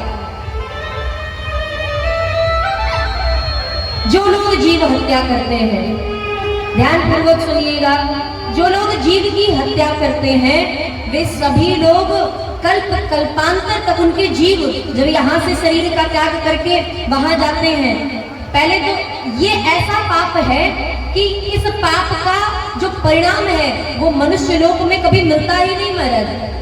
ये कभी भी जो जीव की हत्या करने वाले लोग हैं, इनको इनके पाप की सजा यहाँ नहीं मिल सकती, क्योंकि पाप की सजा को भुगतने के लिए लंबी आयु चाहिए, और मनुष्य के पास उतनी लंबी आयु है नहीं। इसके लिए तो हजारों वर्ष चाहिए ना महाराज। 100 वर्ष में कोई कैसे पापों को नष्ट कर पाएगा, 50 वर्ष में कैसे पापों को नष्ट कर पाएगा। इसलिए इसके लिए हजारों वर्ष चाहिए। और इसी वजह से जो लोग मांस भक्षण करते हैं उनको नरक में जाकर के, कभी भागवत उठा करके पढ़िएगा महाराज, उसमें 28 प्रकार के नरकों का वर्णन है। कभी गरुड़ पुराण, संक्षिप्त गरुड़ पुराण बहुत पतली सी आती है गीता प्रेस गोरखपुर से, कभी उसको उठा करके पढ़िएगा, तब पता चलेगा कि एक एक जीव को एक एक बार, जितनी बार आप उसे कष्ट देते हैं उसके लिए कितने कल्पों तक नरक की यातनाओं को भोगना पड़ता है। और वहां पे ऐसा शरीर मिलता है कि महाराज, जैसे कार्टून में देखते हैं ना कि कार्टून में महाराज जो चूहा बिल्ली का कार्टून आता है, उसमें बिल्ली चिपक जाती है, एकदम से पतली हो जाती है, फिर फूल जाती है शरीर, कुछ भी हो जाए शरीर कट जाते हैं, फिर भी एक जैसे हो जाते हैं, फिर वैसे ही हो जाता है। ऐसा ही जीव को एक शरीर प्राप्त होता है नरक में, जो जितनी बार नरक की उस कढ़ाइयों में उबाला जाता है और जब वो बाहर निकलता है तो फिर वैसे ही हो जाता है। लेकिन इसका मतलब ये मत समझिएगा कि कष्ट नहीं होता है, कष्ट तो अपार होता है महाराज। और एक बात बताइए, कौन से ग्रंथ में, कौन से पुराण में, कौन से शास्त्र में लिखा है कि जीव हत्या करके जीव का भक्षण करना चाहिए? ध्यान दीजिएगा, जो लोग जीव को खाने वाले हैं, स्पष्ट रूप से कहें, इस कथा के विश्राम होने के बाद, इस यज्ञ के विश्राम होने के बाद जो लोग अपनी जिह्वा को कंट्रोल करके बैठे हैं, अपनी जिह्वा पर लगाम लगा के बैठे हैं कि बस हो महाराज यज्ञ पूर्ण हो जाए और हम दूसरे दिन बढ़िया से काट करके भक्षण करें मांस का, उन लोगों को बता दे रहे हैं आपने जो भी यज्ञ की परिक्रमा की, जो भी यज्ञ में सहयोग किया, उसका कोई मतलब नहीं है, तिनके भर भी मतलब नहीं है महाराज। आपने, अरे हमारे यहाँ तो कहते हैं कि धर्म से अर्जित किया गया धन हमेशा धर्म के कार्य में ही लगाना चाहिए। आप अगर अच्छे तरीके से पैसा कमा रहे हैं तो आप उसको हमेशा अच्छे तरीके से लगाइए, शराब में, मांस में मत लगाइए। और आपको क्या लगता है जो लोग मांस भक्षण करते हैं, वो लोग मांस भक्षण करने के बाद यज्ञ में 5,000, 10,000, 20,000, 50,000 रुपए दे देंगे, उनका पाप कम हो जाएगा? अरे उनका हिसाब तो भगवान ही करेगा महाराज, यहाँ पे क्या ही किया जाएगा। फिर ये भी बात आएगी, ये भी बात आ जाएगी कि हमने तो 50,000 रुपए दिए, तो क्या पता हमारा कुछ, हमको कुछ पुण्य मिल जाए। ऐसा भी लोग सोचते हैं कि पाप कम नहीं होगा, कोई बात नहीं, पुण्य बढ़ जाएगा। तो इस गलत फहमी में मत रहिएगा, क्योंकि ऐसे दान करने के बाद पुण्य मिलने वाला है ही नहीं। कथा सुन रहे हैं महाराज, लीला देख रहे हैं, यज्ञ भगवान का साक्षात दर्शन कर रहे हैं, मंदिर बना है, संत जन आए हैं, मंदिर में सप्त देवियों की स्थापना हुई है, साक्षात भूत प्रेतों को भगाने वाले अनंत बलवंत मारुति नंदन श्री हनुमान जी महाराज की स्थापना हुई है, जिनके नाम से तो करोड़ों करोड़ों कल्पों से पड़े हुए नरक में, प्रेत योनि में पड़े भूत प्रेत भी भाग जाते हैं। ऐसे हनुमान जी की स्थापना हुई है। और आप इस सबके इस सुंदर से पवित्र स्थान पर रहने के बाद मांस भक्षण करेंगे तो हमें लगता है कि पुण्य कर्म कर देना, छोड़ देना चाहिए। फिर कथा नहीं सुननी चाहिए ऐसे लोगों को, फिर धर्म का कार्य नहीं करना चाहिए ऐसे लोगों को। फिर क्यों आते हैं महाराज धर्म का ढोंग करने के लिए? जिसके हृदय में दया नहीं है, गोस्वामी जी महाराज कहते हैं, पुलिस कठोर निठुर सुई छाती, सुनी हरि चरित न जो हर साथी। जिनके हृदय में दया नहीं है, जिनके हृदय में प्रेम नहीं है, अरे जो दूसरे के आंसू को देख करके रो नहीं देता है, ऐसा हृदय कैसा है? तो कहते हैं पुलिस कठोर निठुर सुई छाती, कठोर वज्रों की समान है। इसलिए आप सभी से निवेदन है, जो लोग भी मांस भक्षण करने वाले हैं, जो लोग परंपरा बता करके कि हमारे यहाँ तो नवरात्रि के अंतिम दिन, दशहरा के दिन अथवा किसी दिन कोई एक विशेष दिन बता करके माता जी को बलि के नाम पर मांस भक्षण करते हैं, एक बात ध्यान दीजिएगा, आपके पुत्र कभी भी आपसे खुश होने वाले नहीं है। भगवान कितने भी खुश हो जाए, जिसके घर में पितृ खुश नहीं होते हैं, पितर जानते हैं ना महाराज, पूर्वज पितर, आप क्यों नहीं जानेंगे महाराज, आप तो गया के बगल में ही रहते हैं। तो यहाँ तो पितरों का ही तर्पण किया जाता है। तो पितृ कभी भी प्रसन्न नहीं होते हैं, और अगर पितृ प्रसन्न नहीं होंगे तो घर में पति पत्नी के बीच में लड़ाई झगड़ा होगा, वंश आगे नहीं बढ़ेगा, बहू को बेटा नहीं होगा। इसके बाद अगर आपसे कोई ऐसा पितरों का दोष हो गया है तो आपके जीवन में जो घर के मुखिया होंगे, जो पैसे कमाने वाले मेन होंगे, उनके जीवन में इतने रोग आ जाएंगे कि इधर से 1 लाख कमाएंगे, उधर से 4 लाख निकल जाएगा। ये किस लिए होता है? ये होता है पितरों के नाराज होने से। इसलिए पितरों को नाराज मत होने दीजिए महाराज। और जिनके घर में मांस बनता है उनके घर में देवता रहने की बात जाने दीजिए, उनके पितर उनसे मुख मोड़ लेते हैं और भगवान से कह देते हैं, जो स्वर्ग में पितर बैठे हैं वो कह देते हैं कि ये हमारे वंश का नहीं, हम इसके वंश के नहीं, इसलिए उसकी मुक्ति भी नहीं होती है महाराज। जिनके पितरों ने आपसे मुंह मोड़ लिया, फिर आपका कभी कल्याण नहीं हो सकता। डरिए भगवान से, मत भगवान से डरिए तो अपने कर्मों से डरिए, ताकि कल को कोई कहे कि तुम्हारा कर्म तुम्हें बताएगा तो हमें भय ना लगे, हमें ये ना लगे कि अरे महाराज हमारे कर्म तो बड़े खराब हैं, इसने बद्दुआ दे दी है, कहीं हमारे कर्मों का फल ना मिल जाए। कर्म ऐसे कीजिए कि अगर कोई ये भी कहे कि तुम्हें तुम्हारे कर्म बताएंगे तो वो बद्दुआ भी आपको आशीर्वाद लगे, क्योंकि भैया हमने तो अच्छे कर्म किए तो अच्छे कर्मों का अच्छा ही फल मिलेगा। कर्म ऐसे कीजिए। और एक निवेदन और है, जो लोग मांस को छोड़ना चाहते हैं कि मांस मदिरा छूट जाए, चाहते हैं कि अधर्म करना बंद कर दे, हम उनसे निवेदन है कि आप लोग गुरु मंत्र ले लीजिए। गुरु मंत्र, इसके लिए कोई नियम नहीं है।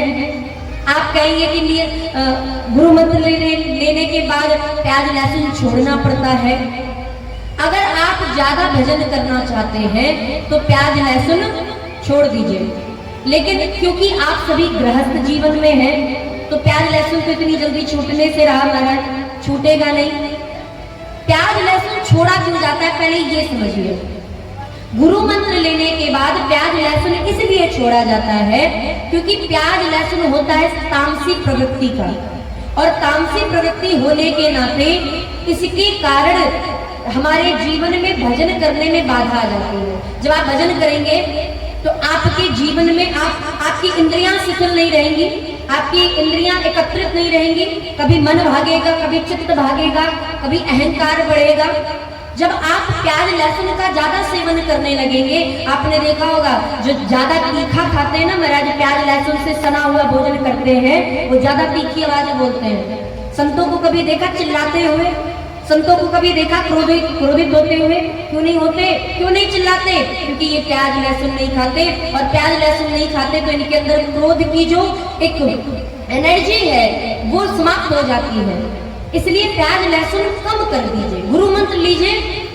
हम ये नहीं कह रहे कि एकदम से बंद कर दीजिए महाराज, एकदम से नहीं बंद किया जा सकता है, नहीं छूटेगा जो लोग प्याज लहसुन खाते हैं, लेकिन आप नियम बनाए। अच्छा, किस किस के घर में 9 दिनों तक, जब तक ये कथा चल रही तब तक प्याज लहसुन नहीं बन रहा है? कितने लोग हैं प्याज लहसुन नहीं बन रहा है? बहुत अच्छी बात, मतलब सभी लोग हैं, पुरुषों में भी, माताओं ने तो सभी ने हाथ उठा दिया। यानी आप 9 दिन तक बिना प्याज लहसुन के रह गए। ठीक, अभी नवरात्रि गई थी, रामनवमी वाली नवरात्रि, तो किन किन माताओं के घर प्याज लहसुन नहीं बना था? अच्छा चलिए 90% है।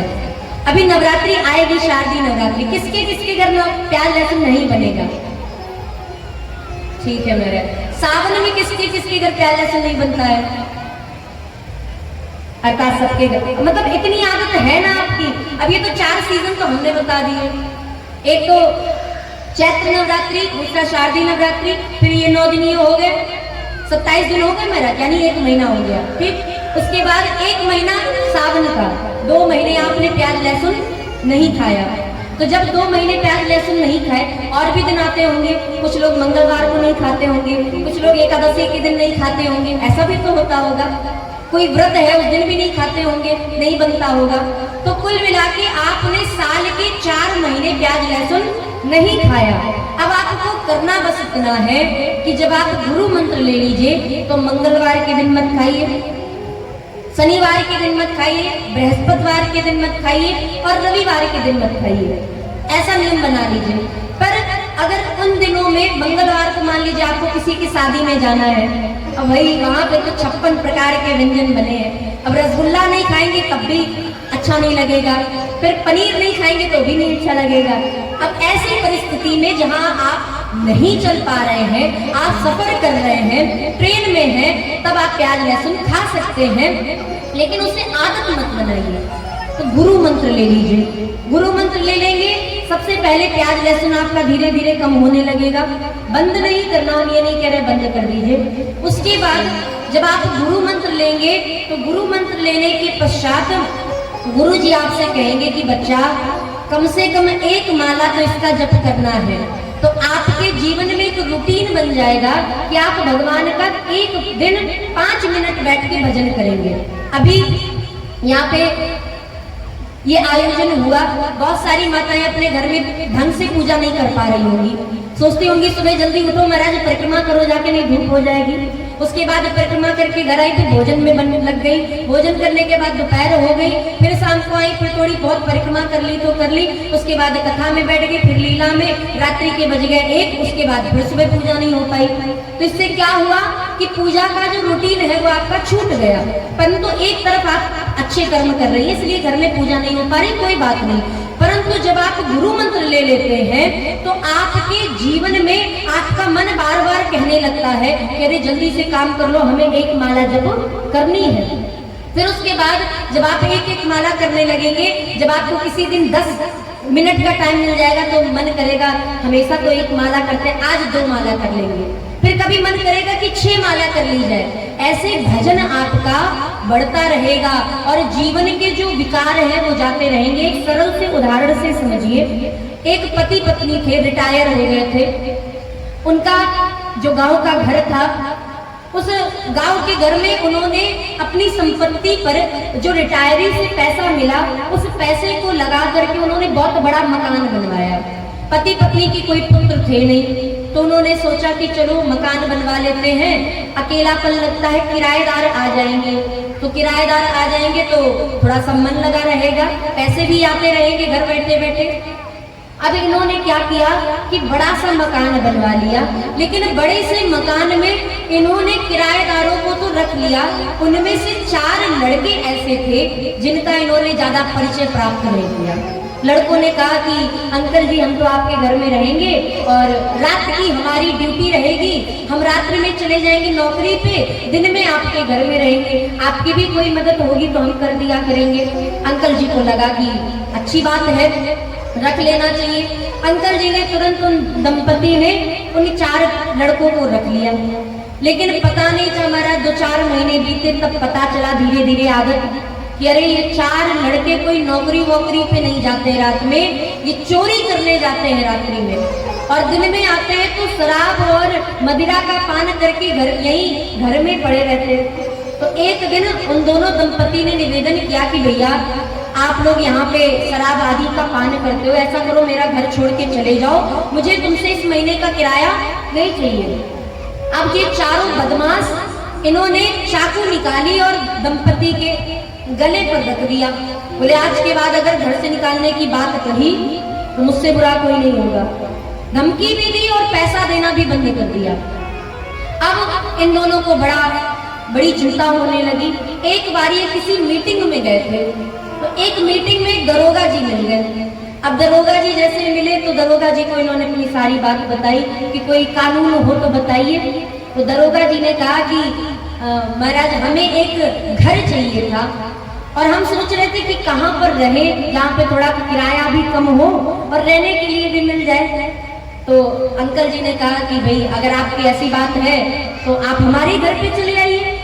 उन्होंने कहा ठीक है। और जैसे ही दरोगा साहब आए तो पहले दिन तो महाराज बिना वर्दी के थे, इसलिए 4 बदमाशों ने देखा तो गौर नहीं किया, लेकिन दूसरे दिन जब दरोगा साहब अपनी वर्दी से घर के बाहर निकले और उन 4 बदमाशों के दरवाजे के बाहर बात करने लगे तो बदमाश चिड़े हुए तो थे ही कि हमारे दरवाजे पर क्यों बात कर रहे हो। और जैसे ही दरवाजा खोल करके देखा, 4 ने महाराज जय हिंद कह करके दंडवत प्रणाम किया और उसके बाद दो ही 4 दिन हुए थे महाराज कि 2-4 दिन में हरिओम बोलिए भक्तवत्सल भगवान की जय हो महाराज। जैसे ही 2-4 दिन बीते उन बदमाशों ने ना तो अंकल जी को कोई खबर दी ना कोई सूचना दी, अपना सामान बांधा और बुरिया बिस्तरा लेकर के अचानक से ही गायब हो गए। क्यों गायब हो गए भाई? दरोगा साहब आ गए हैं महाराज, अभी भी यहाँ रहेंगे तो सीधा जेल में मिलेंगे।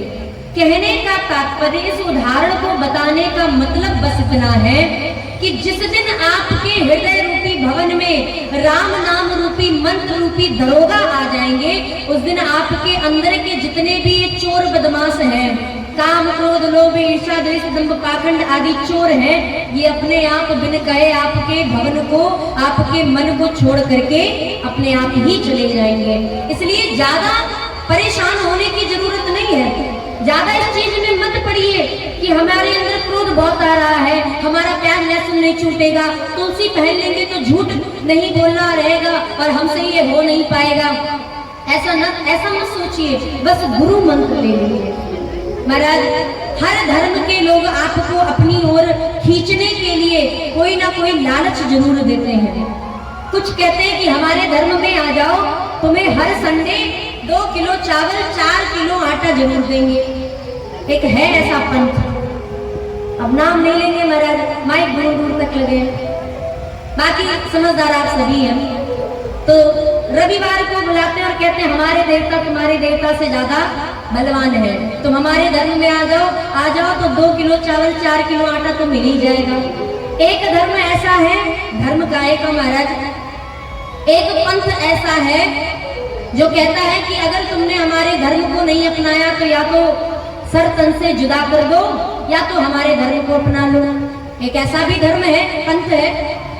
ऐसे ही अनेक पंथ के लोग आपको लालच देंगे, लेकिन एक बात याद रखिएगा, उनके पास एक ही देवता होंगे, हमारे पास 33 करोड़ देवता है महाराज। यहाँ पे आप आते हैं, हमारे माताएं, अच्छा यहाँ पे परिक्रमा बहुत कम हो रही है, हमने देखा है। जब भी हम, वैसे तो आते ही नहीं महाराज, एक ही बार आते हैं, लेकिन जब हम आते जाते हैं कथा के पूर्व और कथा के विश्राम पर, तुमने देखा कि संख्या बहुत कम रहती है। पहला निवेदन तो ये है कि परिक्रमा आप भोजन करने के बाद भी कर सकती हैं। ऐसा नहीं है कि बिना भोजन किए ही धूप में तपते हुए परिक्रमा करनी, उसके बाद परिक्रमा नहीं करनी है। भोजन करने के बाद परिक्रमा कर लीजिए। मन में कोई आकांक्षा है तो आप परिक्रमा भी करिए। हमने आपसे निवेदन किया ना भी कि उनके पास एक देवता होंगे, हमारे पास 33 करोड़ देवता है, और जिसके लिए हमें जो चीज चाहिए उसके लिए उस देवता को मना सकते हैं। बुद्धि चाहिए तो आप यज्ञ नारायण भगवान की परिक्रमा कीजिए कुश से, कुश जानते हैं ना, दूब से परिक्रमा कीजिए। घर में सुख शांति चाहिए, शांति के लिए भी दूब से परिक्रमा कीजिए। उसके बाद अगर पति पत्नी में लड़ाई झगड़ा ज्यादा हो रहा है, कुछ माताओं के चेहरे पर स्माइल आ रही है, तो जिनके चेहरे पर स्माइल है इसका मतलब लड़ाई झगड़ा होता है। तो जिनके पति पत्नी के बीच में लड़ाई झगड़ा होता है वो लोग मिठाई से कुछ मीठा, इलायची के दाना मत ले लेना महाराज, क्योंकि हमने देखा है कि नारायण भगवान में सबसे सस्ता इलायची दाना लेकर के परिक्रमा, मूंगफली के दाने की परिक्रमा करते हैं। ऐसे इससे परिक्रमा नहीं करनी। मिठाई ले लीजिए, छोटे छोटे पेड़े आते हैं ना महाराज, उससे परिक्रमा कर लीजिए। टॉफी ले लीजिए, बिस्किट ले लीजिए, कुछ ऐसी वस्तु जो काम में आ सके महाराज। इलायची का दाना कौन पाता है, तो उससे परिक्रमा कर लीजिए। उसके बाद सुंदरता चाहिए, ये भी है महाराज, हमारे यहाँ विज्ञान में थोड़ी ना सुंदरता बढ़ाने की शक्ति है, हमारे यज्ञ नारायण भगवान में भी है। सुंदरता के लिए अच्छे अच्छे पुष्पों से परिक्रमा कीजिए, गुलाब का हो, कमल का हो, चमेली का हो, रात रानी का हो, किसी का भी, मोगरे का हो, पुष्प से परिक्रमा कीजिए सुंदरता के लिए। धन के लिए, नौकरी के लिए, किसी भी प्रकार से धन की समस्या के लिए आप सिक्का ले लीजिए, 1 रुपए का, आपके पास जितनी सामर्थ्य हो, 2 रुपए, 5 रुपए, 10 रुपए का सिक्का, 20 का भी सिक्का आ गया है, 20 के सिक्के से परिक्रमा कर लीजिए। और साथ ही साथ सुहाग की अर्थात सौभाग्य की वृद्धि के लिए, पति की लंबी आयु के लिए चूड़ी से परिक्रमा कर लीजिए। सिंदूर की डिबिया आती है ना छोटी छोटी महाराज, उससे परिक्रमा कर लीजिए। चूड़ी जितनी बार आप परिक्रमा करके आए, एक चूड़ी एक पन्नी में वहां पे रख लीजिए और उससे परिक्रमा कर लीजिए। उसके बाद अब बिंदी से परिक्रमा की जा सकती है, बिंदी का पत्ता ले लीजिए। सुहाग की वस्तु साड़ी ले लीजिए महाराज, 108 साड़ी लेकर के परिक्रमा कर लीजिए। जितना आपके पास हो, जितना अच्छे से करेंगे उतना सौभाग्य बढ़ेगा। अच्छे से अच्छे परिक्रमा कीजिए, ज्यादा से ज्यादा परिक्रमा कीजिए। साथ ही साथ बच्चों की बुद्धि बढ़े। अगर जीवन में कोई रोग है, कोई ऐसा रोग जो नष्ट नहीं हो रहा, समाप्त नहीं हो रहा, तो उसके लिए एक काला धागा ले लीजिए। काले धागे को जिसके शरीर में रोग है उसके नाखून में बांध करके और उसकी लंबाई पर नाप लीजिए और वहीं से उस धागे को काट के उसकी लंबाई भर का वो काला धागा ले लीजिए। आचार्य जी से संकल्प करवा लीजिए, हाथ में दक्षिणा लेकर के कि महाराज हम यज्ञ नारायण भगवान की इस रोग की समाप्ति के लिए परिक्रमा करने जा रहे हैं। हमारे बालक के, हमारे पति के या हमारे शरीर में जो रोग व्याधि है इसे दूर कीजिए। और संकल्प लेने के बाद 108 परिक्रमा कीजिए। 108 परिक्रमा, जब भी एक परिक्रमा करके आइए तो उस धागे में एक गांठ लगा दीजिए, फिर दूसरी परिक्रमा करके आइए, फिर दूसरी गांठ लगा दीजिए। ऐसे 108 गांठ लगा करके फिर यज्ञ नारायण भगवान के चरणों में ही समर्पित कर दीजिए और उसे महाराज 21 दिनों तक अपने गले में, वो जब आचार्य जी उसका पूजन कर दे, तिलक वगैरह लगा दे या जैसे भी वो पूजन करे, उनके चरणों में, यज्ञ नारायण भगवान के चरणों में अग्नि कुंड भीतर, यज्ञ कुंड के भीतर आचार्य जी लेकर के जाए, वहां से उसको वापस लेके आए। उसके बाद भगवान के प्रसाद स्वरूप उसको 21 दिनों तक अपने गले में धारण कीजिए, बिना किसी ताबीज वगैरह के। केवल उस धागे को 21 दिनों तक पहनिए और उसके बाद उसको ले जाकर के 22वें दिन किसी बहती हुई नदी की धारा में प्रवाहित कर दीजिए। कितना भी बड़ा रोग हो वो नष्ट हो जाएगा। तो इस प्रकार विद्या चाहिए तो विद्या के लिए, विद्या की जैसे पुस्तक हो गई, पेंसिल हो गया, कॉपी हो गया, इन सब चीजों से आप परिक्रमा कीजिए। अगर भगवान की भक्ति चाहिए तो संकल्प लेके परिक्रमा कीजिए कि हम आज से 2 घंटे, अभी 2 घंटे, 4 घंटे, 10 घंटे, 15 घंटे, 24 घंटे, 36 घंटे परिक्रमा करेंगे। संकल्प ले लीजिए। संकल्प लेने के बाद आराम से सीताराम सीताराम कहते हुए परिक्रमा कीजिए। अगर आपके घर की मनोकामना है, घर बन जाए, व्यवसाय अच्छा चल जाए या और भी बड़ी कोई कामना है, परंतु आपके पास धन नहीं है, आपके पास वस्तुएं नहीं है, आप पुष्प नहीं ला सकते, आप धन नहीं ला सकते, आप वस्तुओं को नहीं ला सकते, तो आप बस इतना कीजिए कि आचार्य जी से संकल्प करवा करके 4 घंटे, 5 घंटे, 10 घंटे, जितनी आपकी सामर्थ्य हो, जितना आपका शरीर साथ दे, उतनी देर आप परिक्रमा कर लीजिए और सीताराम कहते हुए परिक्रमा कीजिए। भगवान से पहले प्रार्थना कीजिए, जब परिक्रमा पूर्ण हो जाए उसके बाद फिर से प्रार्थना करके भगवान से कह दीजिए कि हे ठाकुर जी, मेरी ये मनोकामना थी, पूर्ण विश्वास के साथ आपके चरणों में आए, मेरी मनोकामना को पूर्ण कीजिएगा। अब बताइए, घर में कोई समस्या रह गई हो तो उसका भी उपाय बता दें महाराज। अब तो आपको दूसरे धर्म में जाने की जरूरत नहीं पड़ेगी मेरे ख्याल से। अब तो आपको कोई दूसरे धर्म के लोग आएंगे, मिशनरी टाइप के कोई लोग आएंगे तो आपको दूसरे धर्म में जाने की जरूरत नहीं पड़ेगी, क्योंकि हमारे यहाँ सारे लोगों का अच्छे से इलाज होता है मेरे। तो ऐसे ही परिक्रमा कीजिए। अब एक चीज और, परिक्रमा कितनी करनी है? 4 परिक्रमा, उसके ऊपर 7 परिक्रमा, 7 के बाद 14 परिक्रमा, 14 की दुगनी 27, 27 की दुगनी 54 और 54 की दुगनी 108 परिक्रमा करनी है। कितनी? अब जो मोबाइल लेके बैठे इनको तो याद हो गया मेरे, ये तो रिकॉर्ड कर लिए। 7, पहले तो 4, फिर 7, फिर 14, फिर 27, 54 और 108 परिक्रमा। फिर 108 के बाद आपका जितना मन करे आप लगाते रहिए, परिक्रमा करते रहिए। परिक्रमा रात्रि में भी अगर आप संकल्प ले रहे हैं कि हमें 24 घंटे परिक्रमा करना है तो आप रात्रि में भी परिक्रमा कर सकते हैं, उसके लिए कोई पाबंदी नहीं है।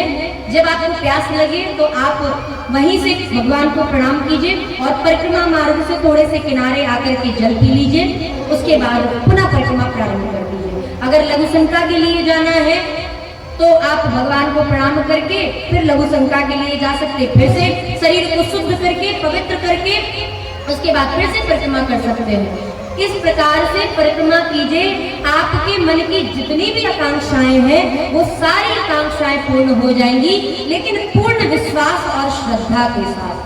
कुछ भी चाहिए महाराज, हमारे यहाँ 33 करोड़ देवता विराजमान हैं, जो मांगेंगे सब मिलेगा, क्योंकि जो कर्मों के देवता हैं वो कहीं ना कहीं इनका जो सीधा संपर्क है वो देवताओं से है महाराज। हमें हमारे कर्मों का जो फल देते हैं वो देवता ही देते हैं। हमारे मन के देवता होते हैं, हमारी बुद्धि के देवता होते हैं, ये सब यहाँ पे विराजमान है। आप इनसे जो मांगेंगे आपको सब कुछ मिलेगा। तो अब ज्यादा समय तो बचा नहीं है महाराज। कितने दिन बचे हैं यज्ञ के?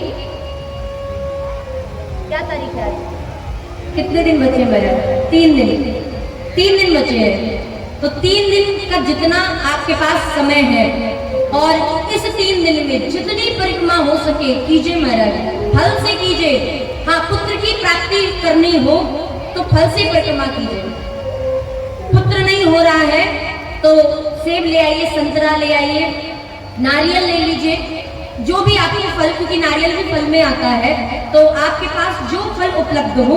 लेकिन पुत्र की प्राप्ति के लिए जब आप परिक्रमा करें तो पहले आचार्य जी से संकल्प कराएं। संकल्प में ज्यादा से ज्यादा दक्षिणा रखें, 500, 100, 200, 10 रुपए मत रख दीजिएगा महाराज, सिक्का उठा करके ज्यादा से ज्यादा दक्षिणा रखिए संकल्प में और संकल्प करिए। उसके बाद परिक्रमा कीजिए। और कितनी परिक्रमा? 108 परिक्रमा कम से कम महाराज, 108 परिक्रमा फल की। अब अंगूर मत ले लीजिएगा, हमने कई बार देखा है महाराज। अब 108 में तो अंगूर अच्छे मिल जाएंगे, 100 रुपए में बढ़िया 108 अंगूर मत ले लीजिएगा। जितना अच्छा फल लेंगे उतना ही अच्छा फल प्राप्त होगा। इसीलिए सेब हो, संतरा हो, कीवी हो महाराज, ड्रैगन फ्रूट हो, जो मिल सके महाराज अच्छे से अच्छे। और ये सारी वस्तुएं, एक निवेदन और, ये जितना भी आप परिक्रमा करेंगे जिन भी वस्तुओं का, इसे अपने साथ लेकर के नहीं आना है, इसे वहीं छोड़ देना है। जो यज्ञाचार्य जी महाराज हैं, चाहे वो फल हो, धन हो, मिठाई हो, वस्त्र हो, श्रृंगार का सामान हो, उसे वहीं पे छोड़ दीजिए। लेकिन अगर आप श्रृंगार का सामान प्रसाद के रूप में लेना चाहते हैं तो आचार्य जी से मांग लीजिए कि महाराज जी हमें थोड़ा सा सिंदूर ही दे दीजिए, एक बिंदी ही दे दीजिए, एक चूड़ी ही दे दीजिए प्रसाद के रूप में। मांगिए, उठाइएगा नहीं कि रख दिया और उसी में से एक निकाल लिया महाराज। आचार्य जी से मांग लीजिए। जिस भी चीज से परिक्रमा कीजिए सब कुछ वहीं छोड़ करके चले आइए, अपने साथ कुछ भी लेकर के नहीं आना है। अब कोई समस्या समाधान, सारी समस्याओं का समाधान तो मिल ही गया महाराज। 33 करोड़ देवता हैं और 3 देवता हमारे प्रत्यक्ष रूप से विराजमान हैं। तो ऐसी जिन बहनों का विवाह ना हो रहा हो वो भी परिक्रमा कर सकती हैं।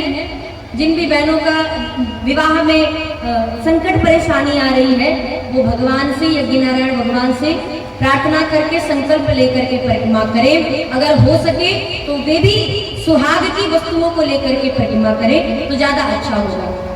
तो ये निवेदन रहा आप सभी से। तो महाराज आज तो कथा ही कथा हो गई, मध्य मध्य कीर्तनों को याद, बीच में 1-2 भजन भी होने चाहिए, पर आपको नींद आई नहीं तो हमने भजन गाया नहीं महाराज। अब नींद आती तो फिर हमें भी भजन गाने की जरूरत पड़ती। अब 1-2 माताएं थी जिनको नींद आ रही थी, वो बहुत अच्छे से आ रही थी महाराज, लेकिन हमने कहा 1-2 माताओं के लिए क्या भजन गाया जाए। तो आइए एक सुंदर से भजन को, क्योंकि प्रसंग में पुनः प्रवेश करें इसलिए एक सुंदर से भजन को महाराज श्रवण करें। उसके बाद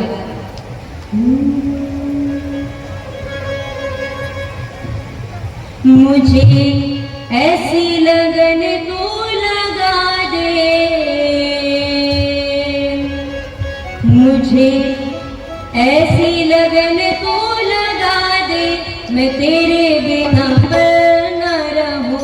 मुझे ऐसी लगन तू लगा दे, मैं तेरे बिना पर न रहूं। मुझे ऐसी लगन तू लगा दे, मैं तेरे बिना पल न रहूं, मैं तेरे बिना